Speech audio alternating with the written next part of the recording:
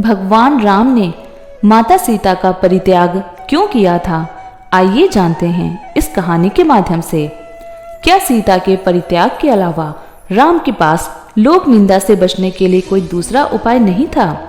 रघुकुल में जन्मे श्री राम को वनवास करना पड़ा, साथ में उनकी पत्नी सीता भी गईं। वनवास के दौरान ही लंका का राजा रावण बलपूर्वक सीता को उठाकर ले गया। राम ने सीता का पता लगाने में बहुत कष्ट सहे। अथाह परिश्रम और पराक्रम से उन्होंने राक्षस राज रावण का वध किया और अपनी पत्नी को आजाद कराया। राम जब लंका में पहली बार सीता से मिले तो सीता को यही लगा कि राम ने सारा प्रयास और परिश्रम उन्हें बचाने के लिए किया, लेकिन रामायण के युद्ध कांड के 115वें सर्ग में राम कहते हैं, सीता, मैंने और मेरे मित्रों ने यह परिश्रम तुम्हारे लिए ही नहीं किया। मैंने यह सब सदाचार की रक्षा, अपवाद के निवारण और अपने गौरवशील वंश पर लगा कलंक दूर करने के लिए किया। राम यही नहीं रुके, उन्होंने कहा, रावण तुम्हें गोद में उठाकर ले गया था, उसने तुम पर दूषित दृष्टि डाली, तुम्हारे चरित्र में संदेह है। मैं अब तुम्हें ग्रहण नहीं कर सकता। तुम जहाँ जाना चाहो और जिसके साथ रहना चाहो रह सकती हो। तुम मेरी ओर से पूरी तरह से स्वतंत्र हो। राम के ऐसे कड़वे बोल सुनकर सीता स्तब्ध रह गईं। उन्हें असहनीय पीड़ा हुई। उन्होंने राम को कई बार समझाया कि रावण ने बलपूर्वक उनका अपहरण किया और वह असहाय थी। सीता ने राम को अपने निर्दोष और पवित्र होने का आश्वासन दिया, लेकिन राम ने सीता को स्वीकार नहीं किया। इस तिरस्कार से दुखी सीता ने चिता में आत्मदाह करने का निर्णय लिया। आग जली तो सीता ने प्रार्थना की, यदि मैं मन, वचन और कर्म से पूरी तरह निष्कलंक हूँ तो अग्निदेव मेरी रक्षा करें। यह कहकर सीता जलती चिता में कूद गई। वह भयानक दृश्य देखकर देवताओं और भगवान ब्रह्मा ने राम को समझाने का प्रयास किया। तभी पिता की तरह सीता को गोद में उठाए अग्निदेव प्रकट हुए। उन्होंने वैदेही को सुरक्षित रूप से राम को सौंपते हुए कहा, हे राम, सीता में कोई दोष नहीं है। इन्होंने आपके सिवा किसी दूसरे पुरुष का आश्रय नहीं लिया। रावण ने बार बार डराया, लेकिन इन्होंने आपका चिंतन नहीं छोड़ा। सीता निष्पाप है, आप इन्हें सादर स्वीकार कर लीजिए। यह सुनकर राम ने कहा, मैं जानता हूँ कि सीता पूरी तरह पवित्र है, लेकिन इन्होंने बहुत समय रावण की लंका में गुजारा। यह जानते हुए भी अगर मैं सीता की अग्नि परीक्षा न होने देता तो लोग मुझे कामी और मूर्ख कहते हैं। लोगों को विश्वास दिलाने के लिए सीता की शुद्धि परीक्षण जरूरी है। इसके बाद राम, लक्ष्मण और सीता अयोध्या लौट आए। राम ने रघुकुल का राज सिंहासन संभाल लिया। अयोध्या में राम राज्य की स्थापना की गई। राम सीता का जीवन सामान्य ढंग से चल रहा था। सीता गर्भवती हुई और इस समाचार से राम अत्यंत प्रसन्न थे। तभी एक तूफान ने उनके दाम्पत्य जीवन की नाव को ध्वस्त कर दिया। रामायण के उत्तर कांड का 43वां सर्ग कहता है कि राम को मंत्रियों और गुप्तचरों से राज्य में चल रही एक चर्चा के बारे में पता लगा। चर्चा यह थी कि सीता रावण जैसे दुराचारी की अशोक वाटिका में 1 वर्ष रही, फिर भी राजा राम उनसे घृणा नहीं करते। लोगों का मानना था कि राम के इस आचरण का दुष्प्रभाव प्रजा पर भी पड़ेगा। दूसरे घरों की स्त्रियों में भी घर से बाहर रहेंगी और फिर अपने पतियों से उम्मीद करेंगी कि वे भी राम की तरह अपनी पत्नियों को सादर स्वीकार कर लें। प्रजा के मन की बात जानकर राम को बहुत दुख हुआ। वह अग्नि परीक्षा में सीता के निष्कलंक सिद्ध होने के बाद उन्हें साथ लेकर अयोध्या लौटे थे, इसलिए सीता पर संदेह करने का कोई कारण नहीं था। फिर भी प्रजा के मन में राम के प्रति अनादर का भाव जाग उठा था। एक आदर्श राजा के लिए लोक निंदा सबसे भारी बोझ होता है।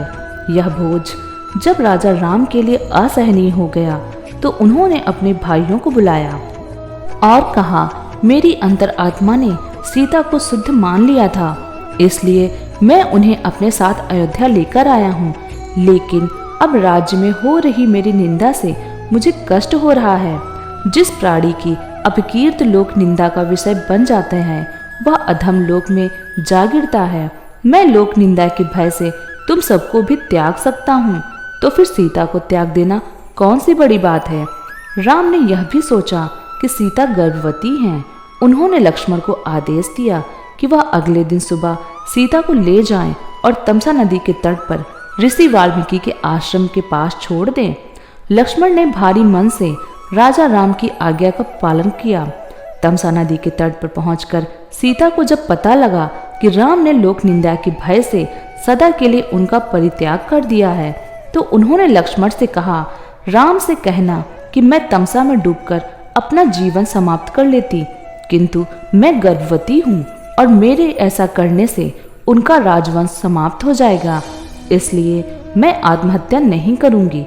श्री राम की कीर्ति को कलंकित होने से बचाना, उन्हें धर्म के मार्ग पर चलने के लिए प्रेरित करना मेरा कर्तव्य है। स्त्री के लिए पति देवता, बंधु और गुरु होता है। उसे प्राणों की बाजी लगाकर भी अपने पति के सम्मान की रक्षा करनी चाहिए। राम ने मेरा त्याग करके अपने राजधर्म की रक्षा की है, तो मैं भी राम के निर्णय का सम्मान करते हुए पत्नी धर्म निभाऊंगी और शेष जीवन आश्रम में ही रहूंगी।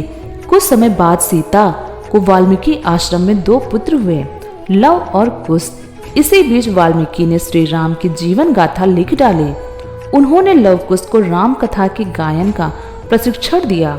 एक दिन इस राम कथा को लव कुश ने श्री राम के दरबार में उन्हीं के सामने गाया। तब राम को पता लगा कि लव कुश उन्हीं के पुत्र हैं।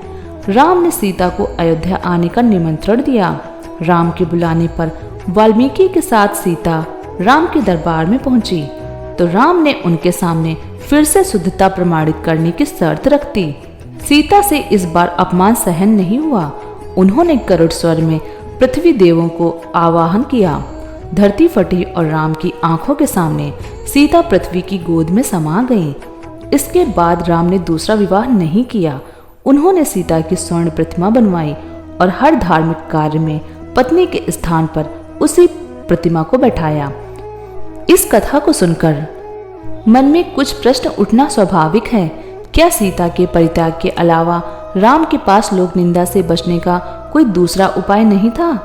राम ने जैसे लंका में सीता की शुद्धि परीक्षा कराई, उसी तरह उन्होंने अयोध्या की प्रजा के सामने सीता को फिर से अग्नि परीक्षा के लिए क्यों नहीं कहा?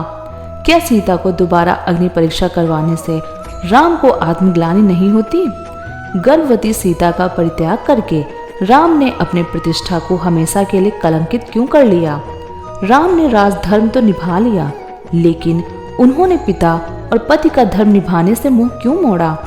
सीता हरण के बाद राम चाहते तो उनके एक आदेश पर देश भर के राजाओं की सेना एकजुट होकर लंका पर आक्रमण के लिए तैयार हो जाती, लेकिन राम ने किसी राजा से सहायता नहीं मांगी। उन्होंने भारत के एक छोर से दूसरी छोर तक सैकड़ों मील पैदल यात्रा की। वानर सेना की सहायता से समुद्र पर 100 योजन लंबा पुल बांधा, फिर लंका पर आक्रमण कर त्रिलोक विजेता रावण समेत उसकी सेना का संहार किया और सीता को मुक्त कराया।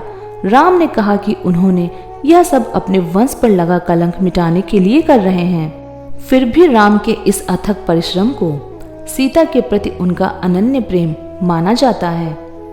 इसी तरह यदि विवेकपूर्ण ढंग से देखा जाए तो सीता का परित्याग श्री राम के अटूट प्रेम का ही प्रमाण है। राम जानते थे कि लोक निंदा को कुछ समय के लिए दबाया जा सकता है, लेकिन हमेशा के लिए उसे खत्म करना असंभव है। प्रजा के मन में एक बार राजा के संदेह पैदा हो जाए तो वह पूर्ण रूप से कभी नहीं मिटता। राम को पता था कि सीता ने फिर से अग्नि परीक्षा दे दी तो अयोध्या के दूसरे पुरुष भी अपनी पत्नियों से इसी तरह परीक्षा मांगेंगे। अयोध्या की स्त्रियों को रोज एक नई परीक्षा से गुजरना पड़ेगा। इसलिए राम ने इस समस्या का स्थायी समाधान किया और सीता का परित्याग कर यह कलंक सदा के लिए अपने ऊपर ले लिया। सीता ने भी राम के निर्णय को सहर्ष स्वीकार किया। उन्होंने अपने प्रेम और राम के धर्म दोनों का मान रख लिया। लोग इस घटना का सारा दोष राम को देते हैं, लेकिन ऐसा करते समय लोग भूल जाते हैं कि राम एक ऐसे अद्भुत चेतना का नाम है जिसे कलंक तो दूर उसकी छाया भी छू नहीं सकती, क्योंकि राम पर अधर्म करने का आरोप उतना ही मिथ्या है जितना माया के स्वामी श्री राम की माया से रचा यह मिथ्या संसार है। दोस्तों, अगर आपको जानकारी पसंद आई हो तो हमारी वीडियो को लाइक करें और हमारे चैनल को सब्सक्राइब करें। धन्यवाद। जय श्री राम।